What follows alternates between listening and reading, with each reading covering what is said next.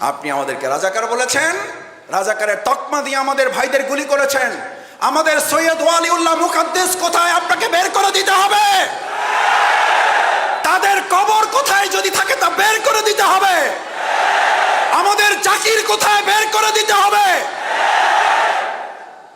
না হলে আপনাকে বের করে নিয়ে এসে জনগণ এবং আইনের আদালতে আপনাকে ওই একই অবস্থার মুখোমুখি জনগণ করবে। তোমরা স্লোগান নিয়ে রাস্তায় বেরিয়ে পড়ো, সৎ মানুষ লাগবে ভাই, সৎ মানুষ।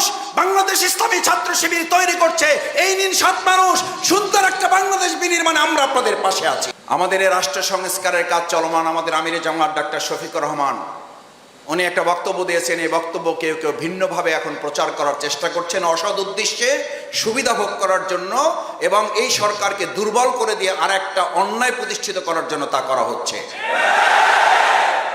আমিরে জামাত স্পষ্ট করে বলেছেন, 15.5 বছরে এই বাংলাদেশকে ভেঙে চুরে খান খান করে দেওয়া হয়েছে। সেই বাংলাদেশকে পুনর্নির্মাণ না করে তড়িঘড়ি করে আর একটা নির্বাচন দিলে মূলত ওই সুবিধাভোগী, ওই অন্যায় ফ্যাসিস্টরাই আবার হয়তো মাঝখানে একটা সুযোগ তারা গ্রহণ করবে।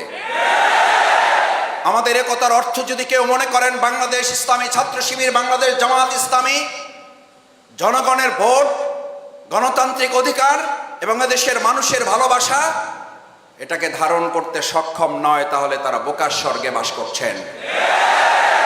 বাংলাদেশ ইসলামী ছাত্র শিবির, বাংলাদেশ জামাত ইসলামী, আমরা আমাদের জননেতৃবৃন্দের ফাঁসি হয়েছে। আজকে এই পুরো আন্দোলনে যেমন শহীদ হয়েছে মাওলানা দেলোয়ার হোসেন সাইদি রাহিমাহুল্লাহ শহীদ, তার শুধু ফাঁসির ঘোষণার দিনে এদেশের ছাত্র সমাজ প্রায় 250 শতাধিক ছাত্ররা শহীদ হয়ে প্রমাণ করেছে এদেশের ছাত্র সমাজ এবং জনতা এই দেশের ইসলামপন্থী দেশপ্রেমিক সাথে কত অঙ্গাঙ্গিভাবে তারা জড়িত রয়েছে। গোটা পৃথিবীর ইতিহাসে চ্যালেঞ্জ করে বলে রাখছি, কান খুলে শুনে রাখুন, তারা এমন একজন নেতার নাম বলুন, ফাঁসি কার্যকর নয়, শুধু ফাঁসির ঘোষণা দিলে 250 শতাধিক ছাত্র জীবন দিতে পারে, এরকম একজন ভালোবাসার মানুষের নাম পারলে আপনারা বলুন। আমাদেরকে ভালোবাসার ভয় দেখাবেন না, আমাদেরকে জনসমর্থনের ভয় দেখাবেন না। বাংলাদেশ জামাত ইসলামী, ইসলামী ছাত্র শিবির এদেশের জনগণের ভালোবাসার জনসমর্থন না থাকলে আপনারাই স্বীকার করবেন, এদেশের জনগণ স্বীকার করে বাংলাদেশ জামাত ইসলামী, ইসলামী ছাত্র শিবিরের পরে যে স্টিম রোলার চালানো হয়েছে, এটা যদি অন্য একটা সংগঠনের উপরে চালানো হতো তাহলে চোখে তো দূরের কথা, মাইক্রোস্কোপ দূরবীন দিয়েও এরকম একজন সমর্থককেও তাদের খুঁজে বের করা যেত না। আর সেই জামাত ইসলামী, ইসলামী ছাত্র শিবির মাইক্রোস্কোপ আর দূরবীন তো পরের কথা, বুক ফুলিয়ে আমাদের নেতারা ওদিকে জীবন বাজি রেখেছেন, ফাঁসির মঞ্চে গিয়েছেন হাসতে হাসতে। রাজপথে আমরা একাধিকবার জেল থেকে বের হয়ে আবার রাজপথে মিছিল করে জনগণের পাশে ছিলাম। এখানে তোমরা যারা আছো একাধিকবার জেলে গিয়েছো, এমন আছো জেলখানায় যাওয়ার পরে তারপর সাথী হয়েছে। আমার সাথে দেখা হয়েছে, বুক মিলিয়েছে। মাসুদ ভাই, আগে টুকটাক দুর্বল ছিলাম, শেখ হাসিনার প্রতি কৃতজ্ঞ। এই মহিলাটা জেলখানায় ঢুকানোর পর আমার মধ্যে যে বারুদ তৈরি হয়েছে, আমার মনে হয় বের হয়ে যে সাথী হবো একসাথে, নাকি সাথী না হয়ে সদস্য হয়ে যাবো। এই বলা লোক এখানে আছো, এই বলা লোক এখানেই আছো যে মাসুদ ভাই সাথীও হইতে চায় না, ডাইরেক্ট সদস্য। কারণ এই মহিলা যে বারুদ আমাদের মধ্যে যে অগ্নিগিরি তৈরি করেছে, কিছুই করেনি। আমি মেসে আছি, কোরআন পড়তেছি, হাদিস পড়তেছি, পড়াশোনা করছি, আমাকে এসে বলছে তুমি জামাত শিবির, তুমি জঙ্গি, তোমার দাঁড়িয়ে আছে। জামাত শিবির জঙ্গি আর রাজাকারের তকমা দিয়ে আপনি শেষ পর্যন্ত রাজাকার এবং স্বৈরাচারের তকমা নিয়ে দেশে থাকতে তো পারলেন না, চলেই গেলেন। আপনি শুধু বাংলাদেশের বিপদ না, গোটা পৃথিবীর বিপদে পরিণত হয়েছে। আপনি আমাদেরকে ঘর ছাড়া করতে চেয়েছিলেন, এখন আপনার পরিবারের সদস্যরা আপনারা নিয়ে দুশ্চিন্তায় আছে, আপনি যেন তাদের ঘরে গিয়ে আবার না ওঠেন। মনে আছে, দেখেছো ইন্টারভিউ তাদের। আমাদের স্বামী হারা করেছেন, আমাদের এই শহীদ পরিবারের সন্তান হারা করেছেন, আল্লাহ তাআলা আপনাকে জীবিত রেখে জীবিত অবস্থায় আপনাকে পরিবার হারা করে দিয়েছেন। আর আমরা তখন বুক ফুলিয়ে জনগণের ভালোবাসা, আল্লাহর রহমত নিয়ে বলেছিলাম, আমাদের অফিস হারা করেছেন, আমাদের ঘর হারা করেছেন। ঢাকা মহানগরী দক্ষিণের প্রত্যেকটা ঘর আমাদের জন্য অফিস, প্রত্যেকটা ঘরের দরজা খুলে দিয়ে আমাদেরকে গ্রহণ করার জন্য এই ঢাকা মহানগরীর লোকেরা বুক পেতে দিয়ে বলেছিল, জামাত ইসলামী ইসলামী ছাত্র শিবির আসলে তাদের জন্য প্রত্যেকটা ঘর খোলা থাকবে। 15.5 বছর ঘরে থাকি নাই, আর শেষ 15 দিন যেই ঘরে ছিলাম, আমি বারবার বলতাম, ভাই আমারে ধরতে আসলে কিন্তু আমারে যা মারবে তার চেয়ে আপনারে বেশি মারবে, বুঝেন কিন্তু, বুঝেন কিন্তু। আমি জানি না পাশ থেকে ভাবি কিভাবে শুনছে, ভাই জবাব দেওয়ার আগে ভাবি তার পাশ থেকে, জানালার পাশ থেকে, দরজার পাশ থেকে বলছে, ভাই আপনার ভাই কি করবে জানি না, যদি আমার ঘরে কেউ অন্যায়ভাবে প্রবেশ করতে চায়, আমার এমনি 2টা দাঁড় একটা বডি আছে, আমি বলে রেখেছি, যদি আমার ঘরে প্রবেশ করতে হয়, যদি আইনগতভাবে আসেন ভালো, আর যদি অন্যায়ভাবে আসেন তাহলে আমার বডি এবং এই দায়ের নিচ দিয়ে আপনাদেরকে প্রবেশ করতে হবে। এইরকম মা, খালা, বাবা, চাচা, দাদা, নানি যে ভালোবাসা নিয়ে আমাদেরকে পাহারাদারি করেছে, সেই বাংলাদেশকে আমরা জীবন বাজি রেখে পাহারাদারি করব। আমাদের মীর মুগ্ধ আবু সাঈদ এবং আমাদের এই শাফি আলিফদের মতো আমরা আরেকবার জীবন দেব, কিন্তু বাংলাদেশ নিয়ে আর কাউকে সিনেমিনি খেলতে দেওয়া হবে না, আর চাঁদাবাজি রাজত্বে বাংলাদেশ ফিরবে না, হলে এবং বিশ্ববিদ্যালয় সন্ত্রাসের রাজত্ব আর চলতে দেওয়া হবে না। মীর মুগ্ধদের রক্তের সাথে বেঈমানি করবেন কেউ? আবু সাঈদের রক্তের সাথে বেঈমানি করবেন কেউ? এই Hanif community centre, Abu Saeed Khokon community centre, জানি না তারা কই আছে, আল্লাহ ভালো জানেন। আলহামদুলিল্লাহ, তারা জাতির জন্য তৈরি করে রেখে গেছেন, ইসলামী আন্দোলনের খেদমতে এগুলো এখন ব্যবহৃত হবে। এই সমস্ত জায়গাগুলোতে 15.5 বছর একবার আল্লাহর ধ্বনি উচ্চারিত হয় নাই, 15.5 বছর একবার আল্লাহর প্রশংসা তারা করতে দেয় নাই, এই সব জায়গাগুলোতে একবার সুবহানাল্লাহ তারা বলতে দেয় নাই। আজকে আমরা সর্বশক্তি নিয়ে 15.5 বছরের কাফারা আদায় করার জন্য আল্লাহু আকবার, আল্লাহু আকবার, আল্লাহু আকবার। তোমরা আমাদেরকে বুলেট দিয়ে বুককে কাঁপিয়ে দিয়েছো, আর আমরা তোমাদেরকে নারায়ে তাকবীরের এই ধ্বনির আওয়াজ দিয়ে তোমাদের বুকে আগুন জ্বালিয়ে দেব। তোমরা পৃথিবীর যে প্রান্তেই থাকো, আমাদের এই দৃশ্য দেখবা, প্রতি সেকেন্ড একবার করে মৃত্যুবরণ করবা। আমাকে একজন বলেছিল, শেখ হাসিনাকে আল্লাহ বাঁচাইলো কেন ভাই? আমি বললাম যে ওই মহিলার প্রতি আল্লাহর আলাদা একটা পরিকল্পনা আছে, কারণ ওই মহিলা যদি মারা যেত একবার মরত, আর এখন সে মারা যাচ্ছে কয়বার? প্রতি সেকেন্ডে সে একবার করে মৃত্যুর মুখে পতিত হচ্ছে। এবং যতদিন আল্লাহ তাকে বাঁচিয়ে রাখবে, প্রতি সেকেন্ডে একবার করে মৃত্যুর মুখে আমরা তার অন্যায়ের প্রতিবাদে একটা করে সত্য, একটা করে ন্যায়, একটা করে ভালো কাজ এই দেশে প্রতিষ্ঠিত করে প্রতি সেকেন্ডে তাকে মৃত্যুর মুখে ঠেলে দেওয়া হবে। প্রিয় ভাইয়েরা, সময় নিতে চাচ্ছি না, সেজন্য সেখানে বলা হয়েছিল, তোমরা রাস্তা আটকে লাল কালি দিয়ে লিখেছিলে রাষ্ট্র সংস্কার চলছে, সুতরাং এটা বন্ধ হয় নাই, বন্ধ হবে না। আমিরে জামাত ডক্টর শফিকুর রহমান খুব সুন্দর করে কথা স্পষ্ট করেছেন, কেউ বিভ্রান্তে ছড়াবার চেষ্টা করছে।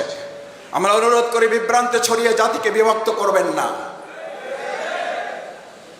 বাংলাদেশ জামাত ইসলামী জনগণের পাশে থেকে যে কাজ করছে, দেশ সংস্কারের এই কাজে আমাদেরকে সহযোগিতা করার আহ্বান জানাই, অনুরোধ করছি। রাষ্ট্র সংস্কারের প্রথম ভিত্তি হচ্ছে রাষ্ট্র, তারও প্রথম ভিত্তি হচ্ছে ব্যক্তি।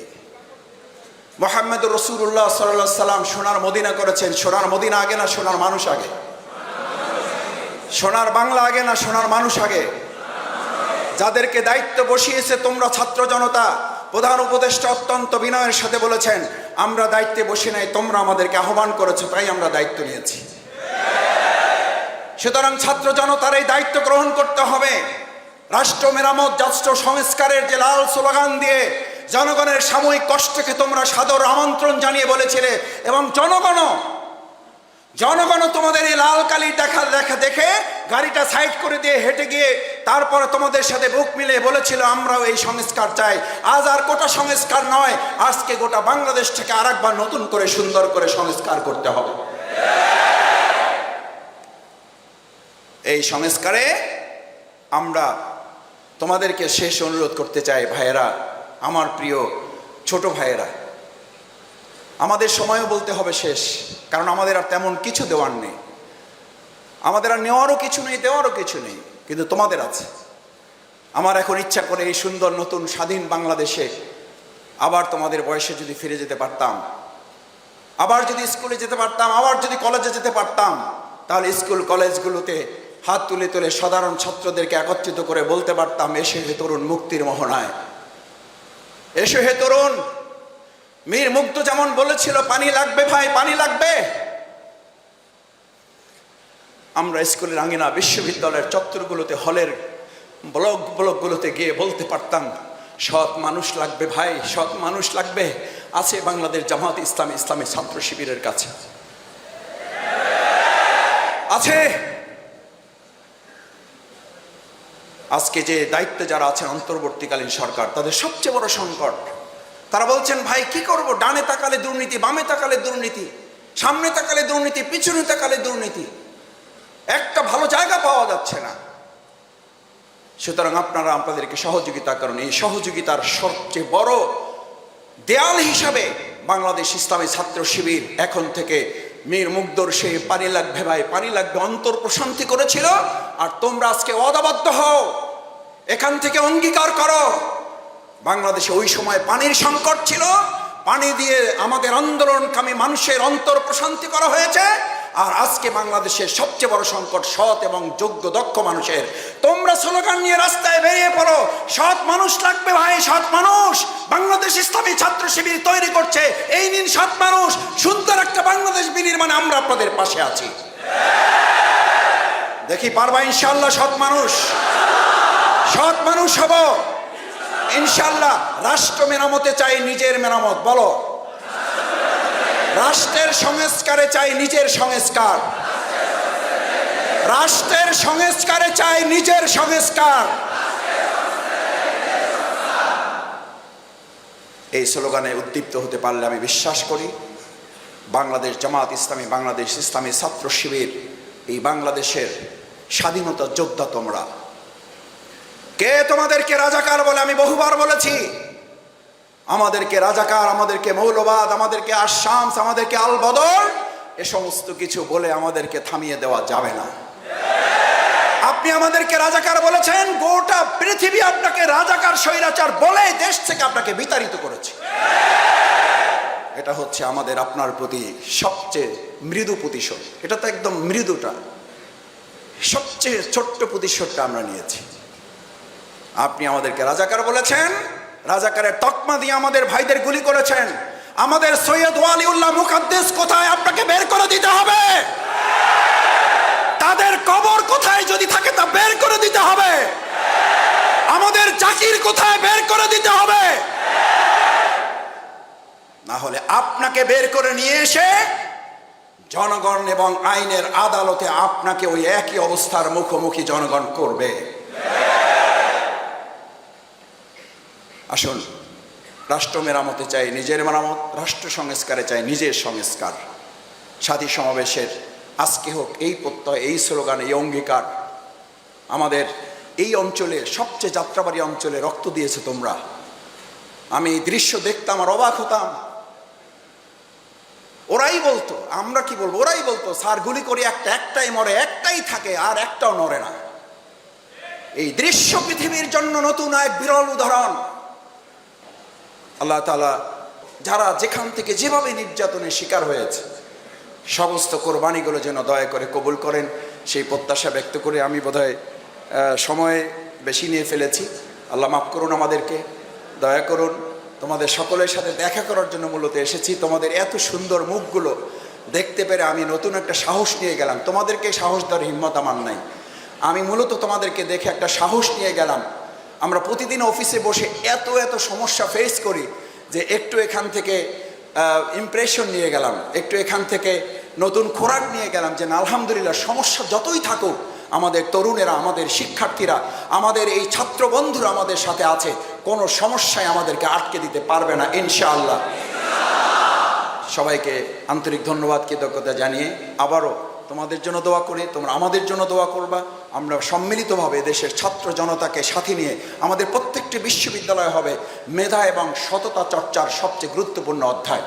আমাদের প্রত্যেকটা বিশ্ববিদ্যালয়, স্কুল, মাদ্রাসা, কলেজের আঙ্গিনা হবে ইসলাম এবং অনুশাসনের সুন্দর আইন বিধান কার্যকর করার, মেধা চর্চার, সন্ত্রাসের বিরুদ্ধে সুন্দর চর্চার একটা কেন্দ্রভূমি। সেই প্রত্যাশা ব্যক্ত করে সবাইকে ধন্যবাদ জানিয়ে কথা শেষ করছি।